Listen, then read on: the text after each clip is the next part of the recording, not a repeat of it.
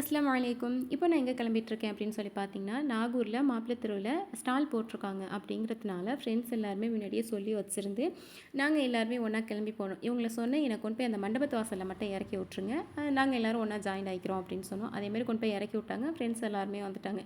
உள்ளே போய் பார்த்தா சின்ன பிள்ளையோட ட்ரெஸ்லேருந்து பெரிய மனுஷர் ட்ரெஸ் வரைக்கும் எல்லாமே இருந்துச்சு. அதே மாதிரி கவரிங் ஐட்டம், நைட்டி, அங்கே இல்லாத சாமான் எதுவுமே இல்லை அப்படின்னு சொல்கிற அளவுக்கு எல்லாமே ரொம்ப சூப்பராக வச்சுருந்தாங்க. இது எல்லாமே பண்ணுறது யார் அப்படின்னு சொல்லி பார்த்தா பெண்கள் தான். பெண்கள் தான் ஆர்கனைஸ் பண்ணதும், அதேமாரி பெண்கள் தான் அங்கே ஸ்டால் போட்டிருந்ததுமே. அதுக்கப்புறம் அது எல்லாத்தையும் ஒரு ரவுண்ட்ஸ் பார்த்துட்டு நமக்கு அடுத்தது என்ன சாப்பிட்ற ஐட்டம் இருக்குது அப்படின்னு சொல்லி தான் உள்ளே போய் அலசி ஆராயும். அதே மாதிரியே உள்ளே போய் பார்த்தோம் ஹுனாஃபா, இன்னும் நிறைய ஐட்டம்லாம் இருந்துச்சு. ஆனால் நம்மளுக்கு என்ன தேவையோ அதை மட்டும் தானே முக்கால்வாசி வாங்கி சாப்பிடுவோம். ஹுனாஃபா சாப்பிட்டுட்டு அதேமாரி ரஸ்னாவும் வாங்கி குடிச்சிட்டு மறுபடியும் சுற்றி பார்த்தோம்.